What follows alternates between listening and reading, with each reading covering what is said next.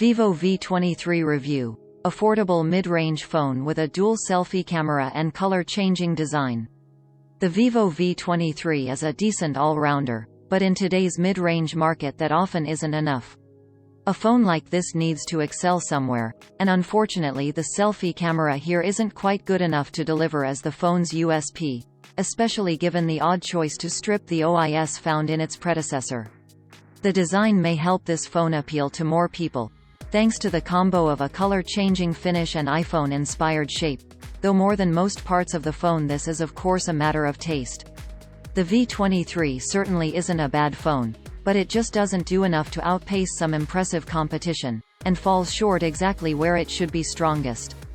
The Vivo V23 is the cheaper of a pair of phones in the V23 series, the latest in the company's line of smartphones focused on selfies and style. With that in mind, the V23 shares the exact same dual selfie camera as the more powerful V23 Pro, along with its unusual color-changing design, though this time it's wrapped in an iPhone-esque square frame. The first is the color. Yes, you can buy it in black, but more interesting is the sunshine gold finish, which looks gold most of the time but shifts to a striking deep turquoise when the glass catches the light thanks to a UV reactive finish. It's a novelty, but a very clever one, and likely to appear in more phones this year. Realme has already appropriated the tech for the Realme 9 Pro phones.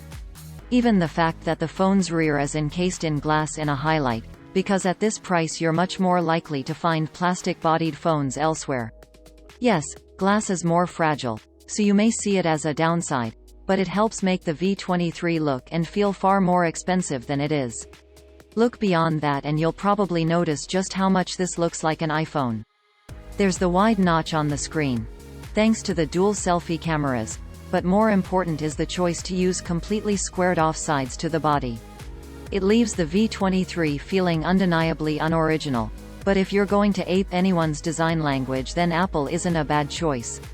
Still, if you're not a fan, the V23 Pro opts for curved edges instead, and so looks much less Apple-y. It doesn't hurt that thanks to the taller and thinner aspect ratio of this phone compared to Apple devices, this is actually more comfortable to hold than most iPhones, with the corners less likely to dig into your palms.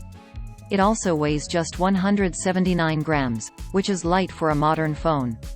While you'll find shot sensation up, a Gorilla Glass rival, protecting the display, there's no such security on the rear glass, nor is there an IP rating for dust and water resistance. That's a touch frustrating, because it means that as pretty as the phone's design is, you'll definitely want to cover it up with a case ASAP. The V23 packs a 6.44 inches screen, a pretty average size for a modern Android, with a 90 Hz refresh rate.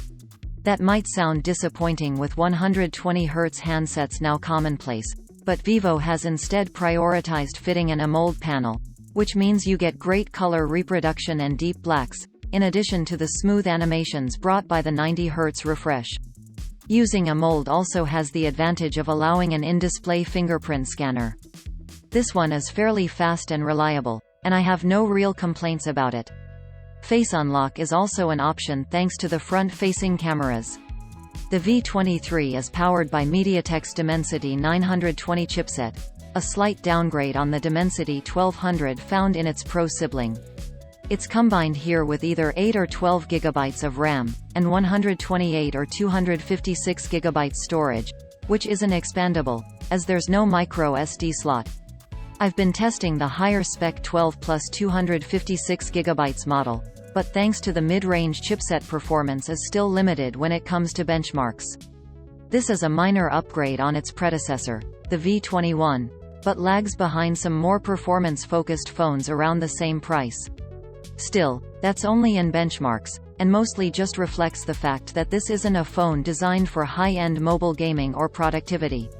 If you mostly use your phone for social media, the camera, and more casual gameplay, there's really little to worry about here.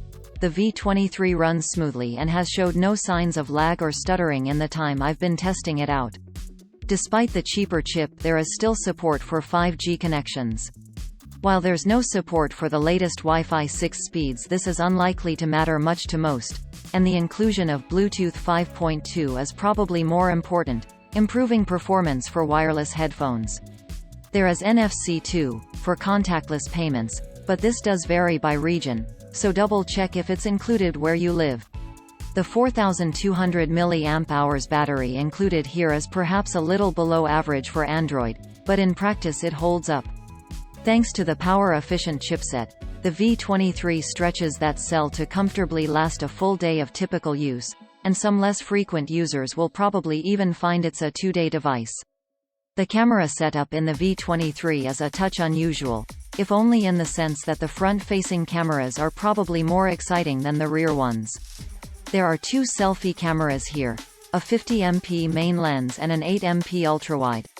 The main camera is great when the light is good, with detailed and crisp capture helped by an aperture of f2.0, unusually large for a selfie camera on a phone. Results are usually bright and punchy, and are especially good when you consider how affordable the phone is. Some phones twice the price don't take selfies this well.